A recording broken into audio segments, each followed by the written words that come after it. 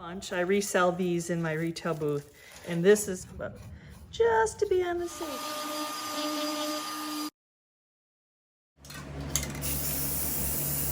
So here's my little junk pile, recent thrifting adventure at the antique mall of items that I can make over. So let's see what we can do with this grouping.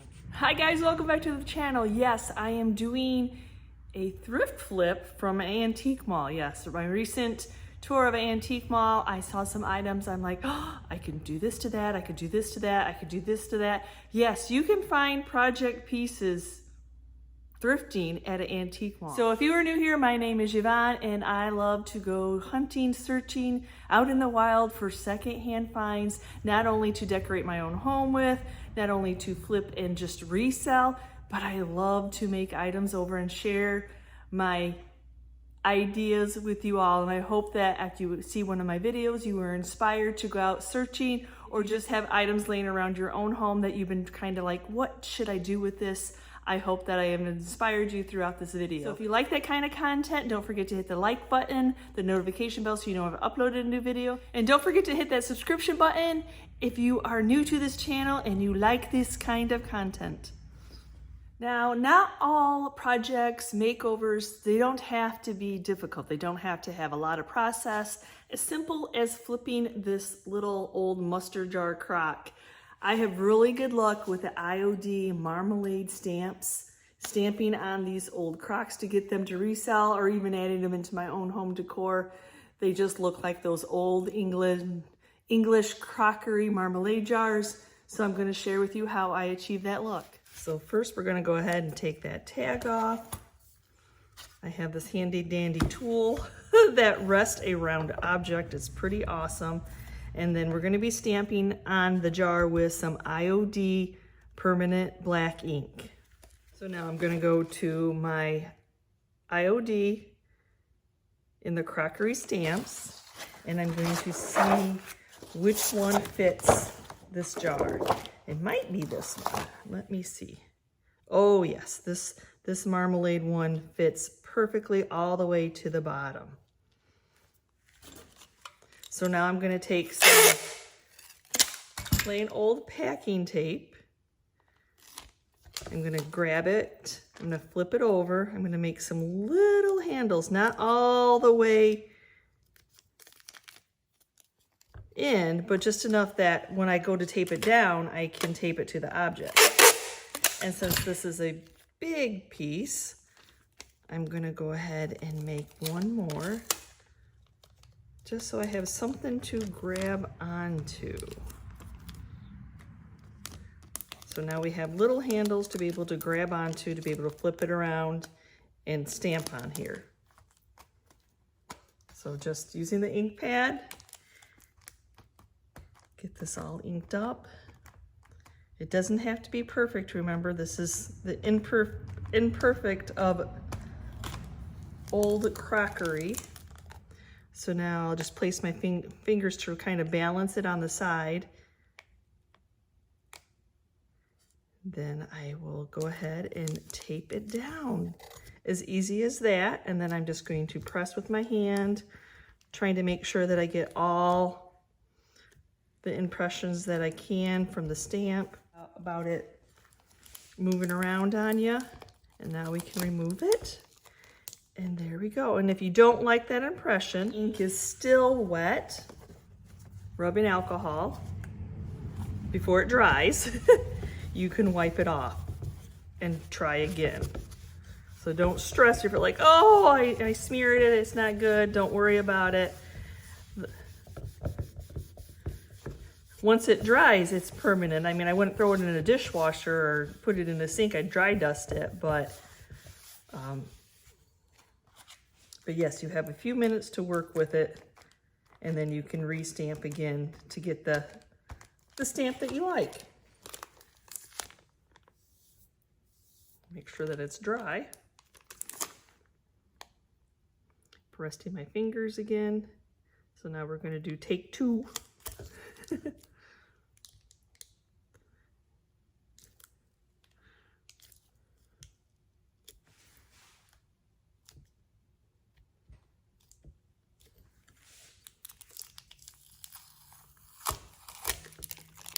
There we go. I'm gonna go ahead and throw this crock in. I've had this little crock waiting off to the side to do something with. I had it in my retail booth, nobody was buying it. So we're going to put a stamp on that. So let's see what I have here.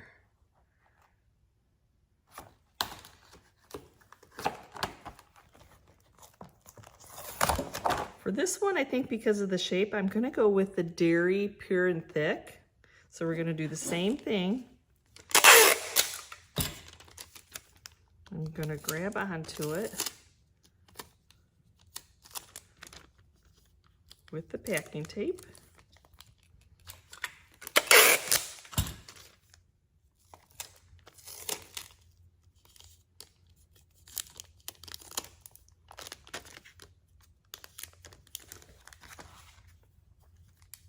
Yeah, another key is not to over ink.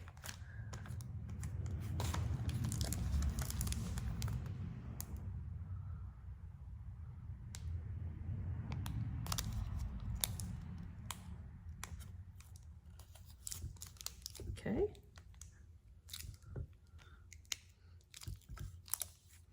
I might be a little crooked, but oh yeah, I'm a little bit crooked, but I think that's the character of it all.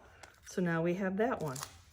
And if you have a little extra from stamping, remember you have a little bit of time to clean up. And then I have one more that I'm going to do. It's just nothing fancy, nobody really cared about it. It's definitely a newer one, so let's have some fun. I think I can actually reuse the tape that I used earlier. I took off the stamp. I can. There you go.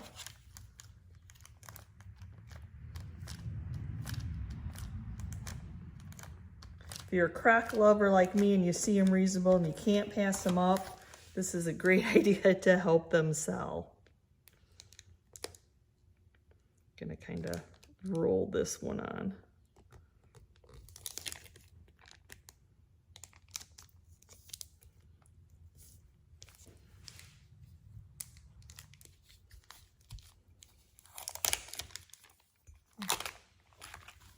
Then I have a little bit of extra from the stamp and from reusing that, so I'm just going to take a moment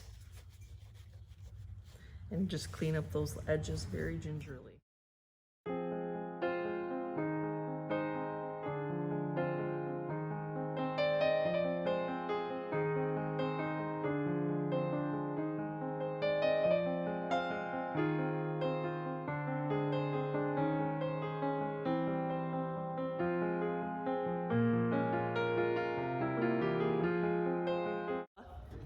Now I have this sweet Cuba cigar tin, the rusty crustiness. Oh my goodness, I was drawn right to it. It has a sweet little handle. We have a lid that opens up. So I thought this would be perfect to put some decor in. Oh my gosh, leave it as is. I would not touch like weather defense or anything like that to seal that in because it might make it shiny. It might bring out the graphics a little bit more, but I don't want to make it shiny. So for this tin, this is another simple. We're gonna take that little tag off there. I have this bunch of baby's grass. It is a bunch. So I'm gonna take the original price tag off of it and yes, I retail it for $16. I bought the tin, I think, 5 or 7, not terrible, but it's an old tin. And this is going to just fill this right up. Awesome, awesome. And then you can pull it out a little bit if you don't want it to scrunch down so it covers up some of that backing. Now my hardest decision of the whole project is which battery operated candle to put in there. So I'm thinking, because this one fades in too much, that we're gonna go ahead and do this one. I'm gonna put the batteries in it. These are something I resell also in my retail booth. A few new purchase goods that I think are staples when it comes to home decor. Greenery and lighted battery operated candles. There we go. And since this bunch is so tight, you don't need a candle holder in it. Just trying to do center. And then when you put it up, that little shelf will stay up, or the lid will stay up. And then you just play with it a little bit for your candle to stay upright. Oh my gosh, that is so super sweet. I think this is totally adorable as is, but if I was going to add some more decor to it, I have a Rusty Crusty Pig that's been patinaed with Dixie Belle's patina. I was so excited when I saw this in somebody's booth. And so we're gonna add the little piggy. And then I have a little thrifted, came in a auction lot. It's just a random little book that's aged. And then I see it, the nice thing about this ball of greenery is it kind of acts like a flower frog, and then it holds items in place, and then you just adjust it around. And then I have a Rusty Crusty Star, because I don't know what logging has to do with pigs, but it doesn't matter, or cigars. That's not what it's about. It's just about putting decor together and making it look pretty. And then I think I'm gonna add just this little block that will kind of, you can't really, I think it's a marching man maybe, but it kind of goes with the color of here. Straighten out that candle, and there we have a cute little display.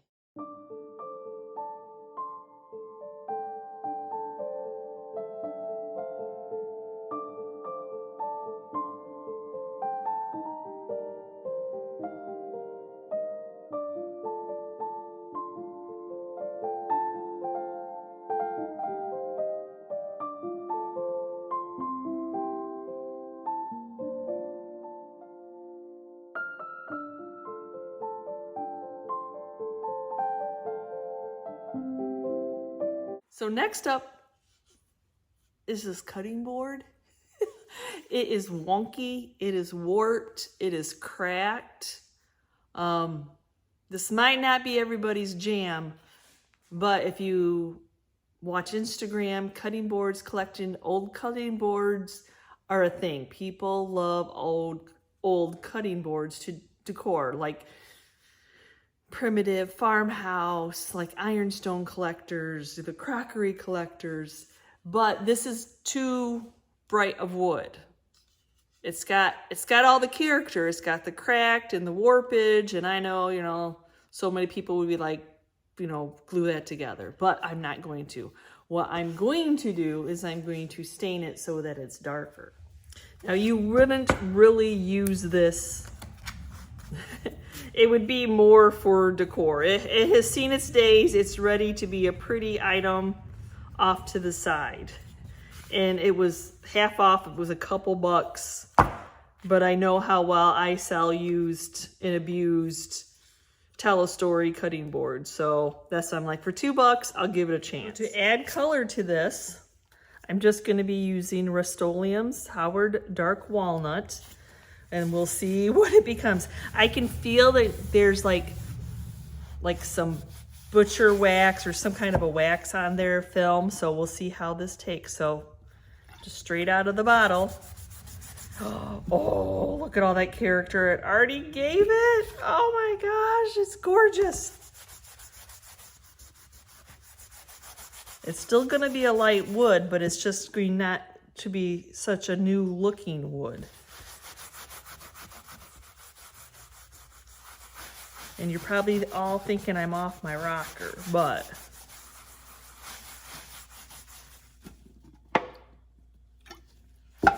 when you envision something, you just go for it.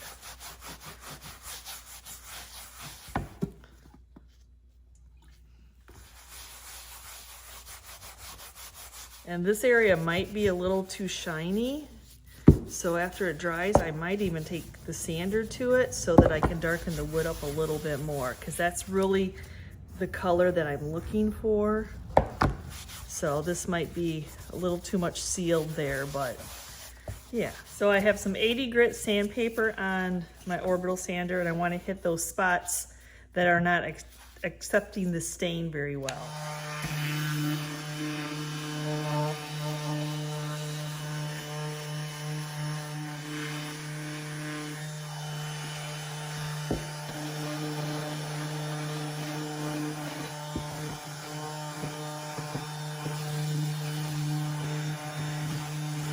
my 80 grit is gonna leave this all raised and not be smooth. So I'm gonna take some 220 and I'm gonna go back over it and smooth that down.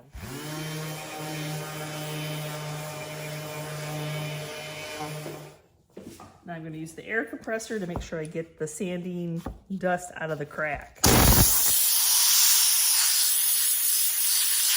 Go ahead and restain this. Now I really concentrated on trying to get that to be wore around the edges so it doesn't look like a newer piece of wood.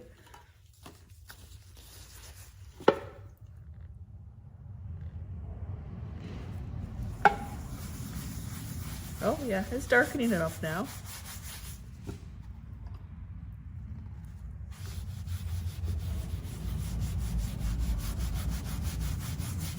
And it seems silly to like be faking a old cutting board as decor, but I tell you what, they're not easy to find.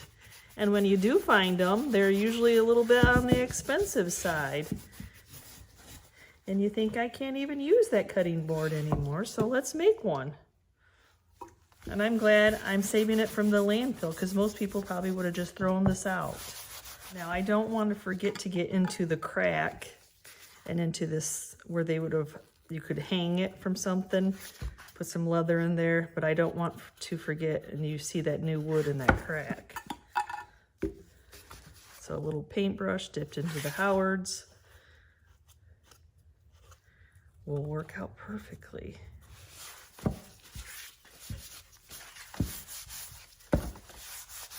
Now I'm gonna sit this off to the side and let this soak into the wood, and we'll probably put a coat of clear wax on it.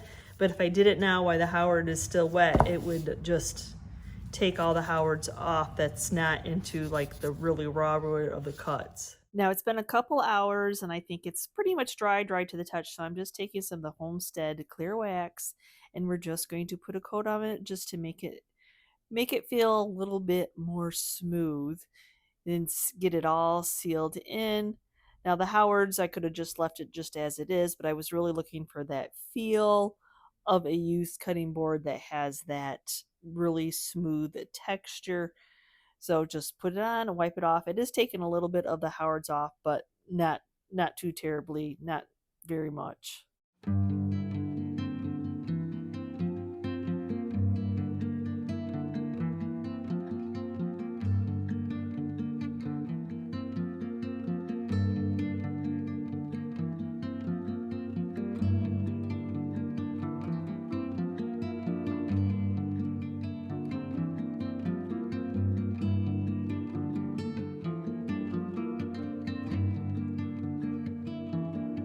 Now I have these old fence pieces, chippy white. There is only 5 of them. So I want to keep them grouped together. And my idea is to make an American flag out of them. I've already got chippy white. So then I'm going to try to match up with some chippy red and maybe some blue. Okay, let's get them taken apart and see what we have.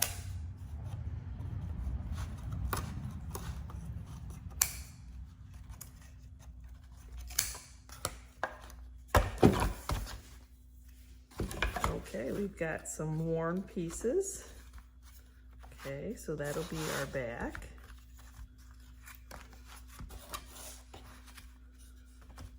So where they were attached. It's not going to be a true matchup to the American flag. We're just going to kind of make a version. And I don't know. Yeah, so how do I want to work this? Because I'm liking how this is.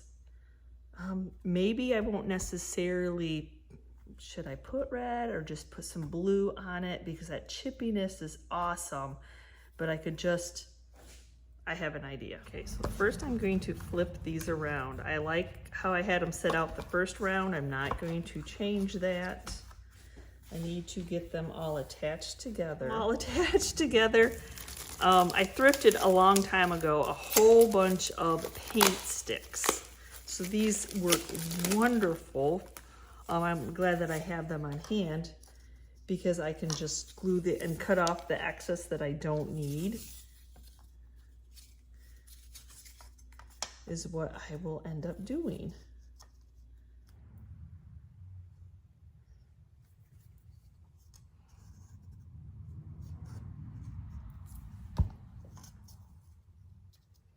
And I'm going to stay away from that jagged area where it's not going to get a good bond.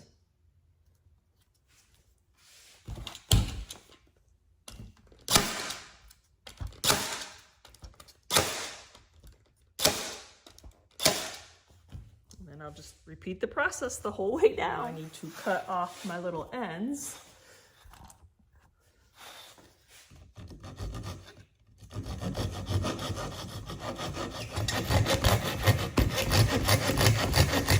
So after thinking about it, I'm not going to paint any of this. No, I absolutely love the chippy white paint that's on there. And I actually have some metal stars that I could just like randomly just put up in the corner. Just random. They have a hole so I can nail them in. I can still put a little glue on them. I'm trying to think of my placement to attach everything together with the holes. So I think that's what I'm gonna do. I'm just gonna leave it white, chippy. I'm not gonna paint these. I'm gonna do the tone on tone and just leave it a nice, simple farmhouse chippy white paint look. And it was, I don't even remember where I picked these up.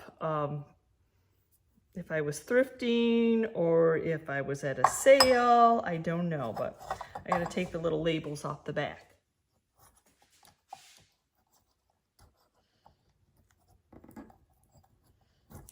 I know you're not gonna see them, but my mind will know that they are there.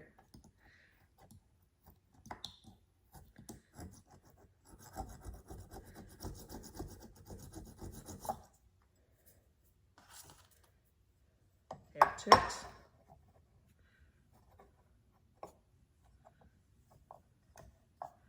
Yeah, I think I like that placement. Everything's touching. I'm going to use, this is type on quick and thick, so it's an all-purpose. I'm not sure how well it's going to attach, but it'll be more the pieces that I put in than the, I don't think the quick and thick's necessarily made to be in the applicator, but I'm going to make it work.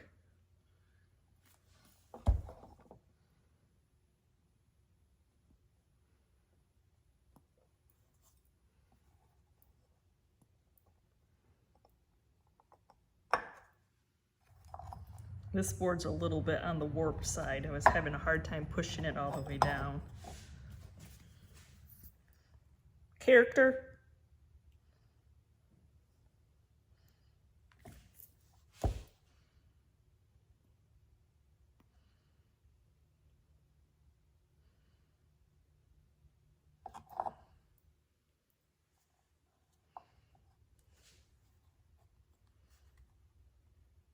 I'm going to go ahead and pre-drill some holes if I get my thing right. Try again.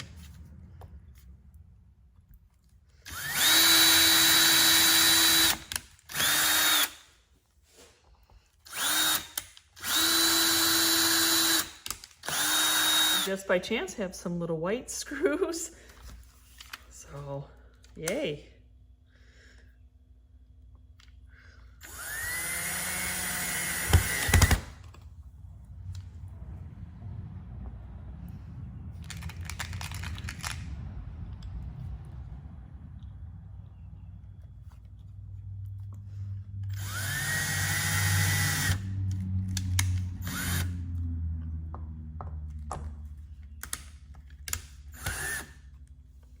Rip at it too much, it pulls the star upward, so I don't want that to happen. I want some of the glue to take hold.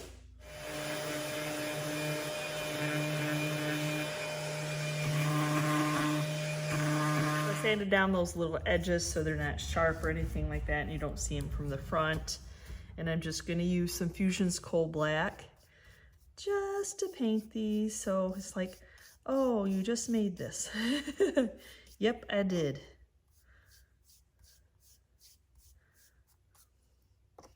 I chose black because it won't take very many coats to cover it up. Yes, I'm one of those weird people that likes to make the back of my project look just as pretty as the front of my project. So I know it's not, I mean, I know when you're displaying it, you don't see that, but. And then to tie the black in so it doesn't look like, oh my gosh, you just really did put, I'm just gonna dry brush black on the back of it. I got plenty on my brush here. Gonna go ahead and we're going to get a hanger on it. 24 inches.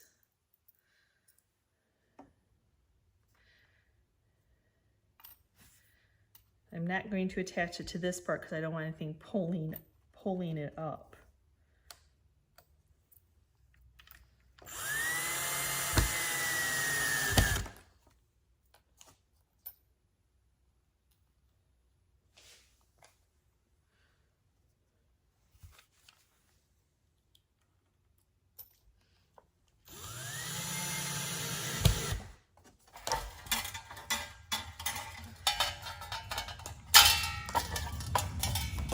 So this is just 17 gauge wire.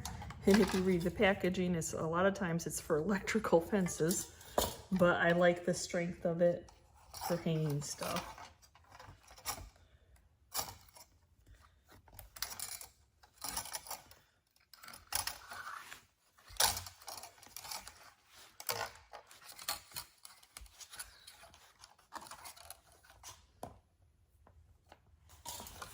And I try to pull this as tight as I can get it so there's not much hang.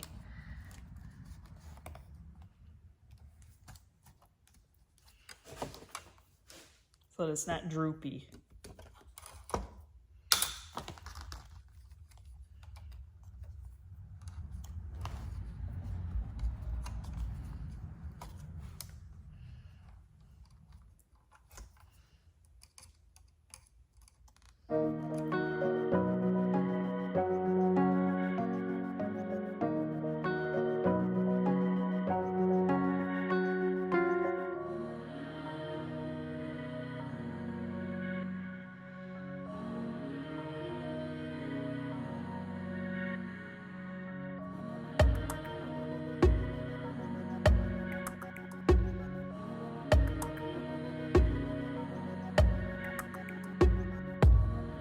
One of my absolute favorite things to find when I'm thrifting or I'm antiquing or thrifting at an antique store is to find new age metal signs.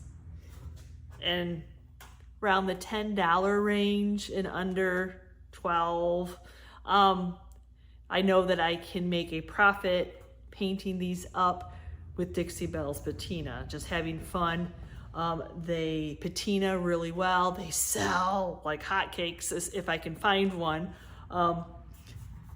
So this was just that one, a flea market one. Oh, yay. So I was super excited. So let me share with you what I'm gonna do with this one. Okay, first off, I want my paint to be able to stick.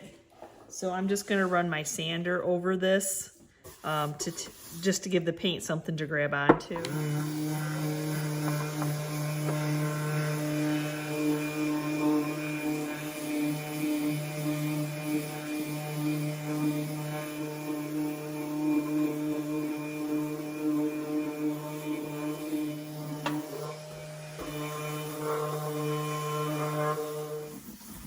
Take a little bit of rubbing alcohol, wipe that metal off. Yeah, this sign does have some wonkiness, but old signs do too, so it's not like I have Superman strength to, so like if you bend it that way, it goes that way, if you bend it that way, it goes that way. Just take it for what it is sometimes. One of the first things that I want to do is I'm going to paint the back black, just black spray paint, a layer of weather defense, because I don't want to have this all be rusty, crusty, aged, And then this be, oh, look at, it's new.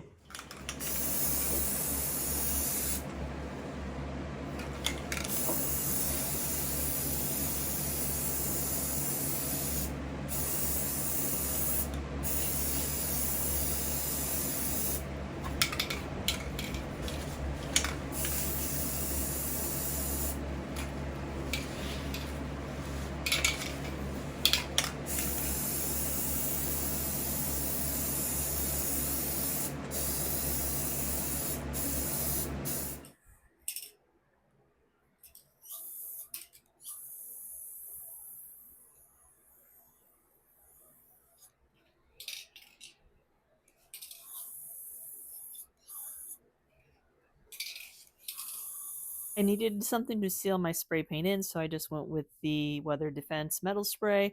Now that it's dry, I don't want my patina to run over to my edges that I just freshly painted, so I'm going to very gingerly, it's been about an hour or so, gingerly put some painter's tape. If it pulls off, I can touch it up. It's not any big deal. I just don't want the patina rolling over to the back. So my go-to is usually always the iron paint. I just like that patina and how I can play with the sprays. And then I'm just going to be using, I already shook this up to make sure that all the yummies were mixed in off the bottom because it had been sitting on a shelf. I have a well-loved old wax brush. It's a nice size. It dips into this container very easily, and I'm going to start off with my sides so that I don't make the top of it run and I have something to hold on to. And I like to do the dabbing technique. To me, rust patinas are kind of raised and bumpy, they're not just brushed on, so I just take my time to dab it, and I usually only do one coat of the paint. It seems to always be enough, especially with the dabbing, you're getting a lot on there. Now that I have it all on, it is still wet. I'm kind of trying for a green. I'd like to try a green. So my first spray that I'm going to do is the yellow, and then yellow and blue make green, right? It's supposed to. So I need to make sure that my sprayer is on like the spray, and then I'm just going to spray it all over the yellow first, and then I'm just going to spray the blue right on top of that. I am not waiting any time whatsoever, and now I'm going to add the green patina. So all the patina sprays are going on this. So I need to seal this in with some Weather Defense. It turned awesome. Not as much green as I was going to hope, but I'll take what I can get.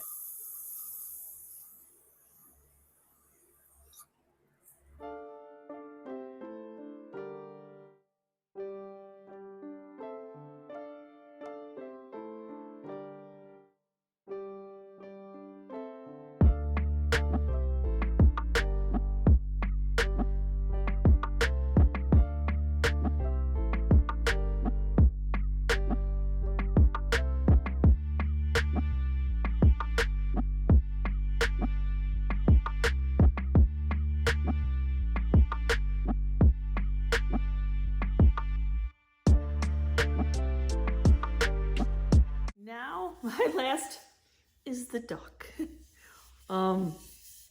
Definitely got like that 80s vibe going on with the pastels. So I'm going to bring it into the farmhouse look.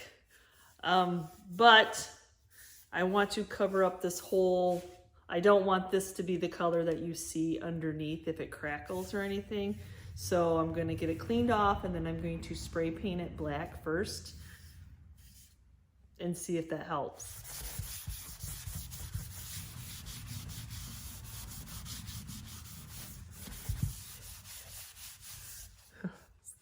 Yep, they're dirtier than you think sometimes.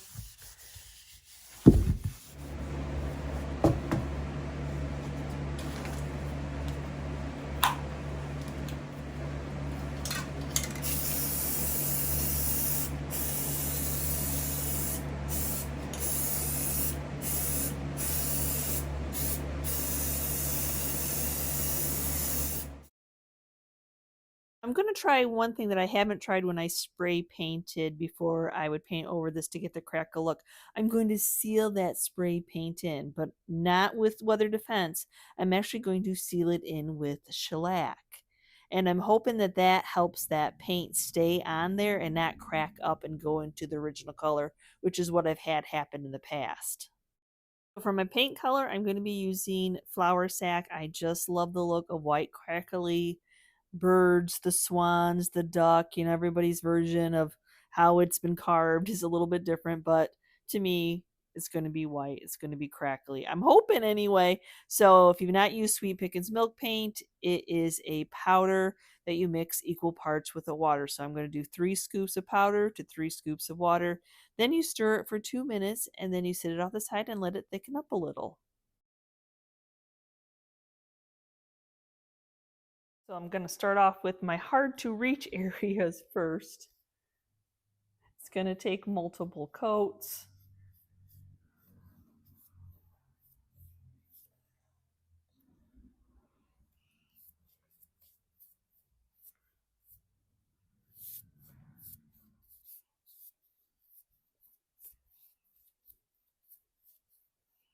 So I'm helping it dry in between coats and look at what it's going to be doing. Oh, my heart is always happy when I see those crackling, crazing, and that chippiness. Oh, so first coat, I'll have to put on a second coat, but I don't care. It is gorgeous.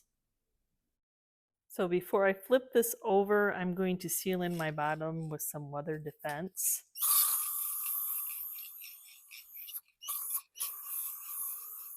Okay, now that that bottom's dry, I can flip it over and we can start to work on the top half.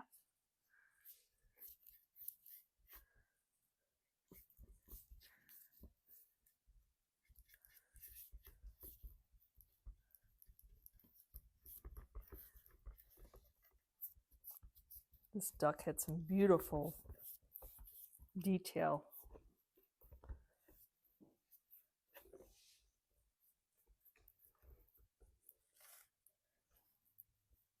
Well, that did an amazing job. You just never know what an item is going to do. So sealing the color in with shellac definitely worked. I'm going to go ahead and spray the rest of this with the weather defense to seal that white paint in, and then we'll get it finished up. So now that my weather defense spray is dry, for one reason or another, I had some clumps. It happens. Sometimes it mixes up well and I don't have any clumps, and other times I do. And plus I want to bring out, I don't want it just to look like I put crackle paint on here. It really crackled this time. So I'm going to go through and I'm going to sand. One to knock off those bumps from my paint. I must not have thoroughly took the time to mix it up properly, so that would be my bad.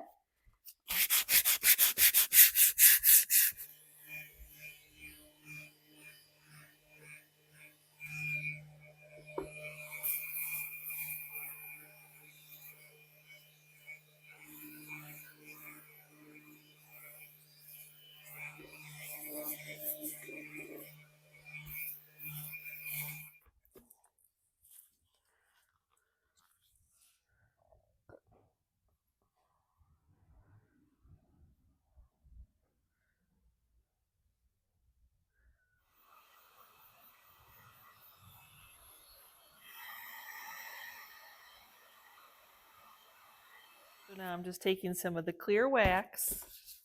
Look at how that's bumping that white out, or the black and the white, and especially since I touched up a couple of areas that were way too pink. I don't mind a little character, but I needed to touch some of those up.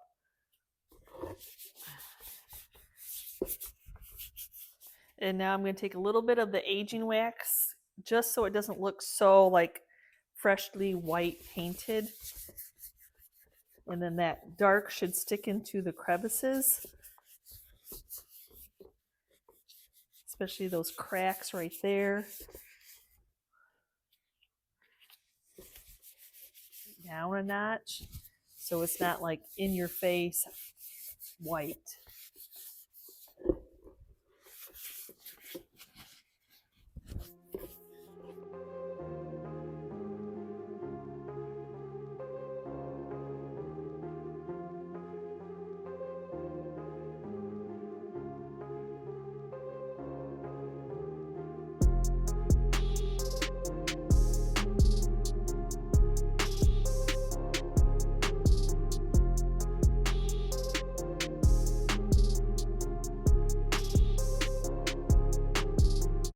I do hope that you enjoyed today's video. I hope I inspired you in one way or another to look at those secondhand pre-loved items when you're out, wherever you are thrifting, looking for treasures to decorate your home with, treasures that inspire you to make them over just like these did today. So tell me down in the comments below, have I gave you any inspiration, and which of the items I made over today were your favorites. So again, thank you so much for watching today's video. And as always, if you're part of our YouTube family, thank you so much.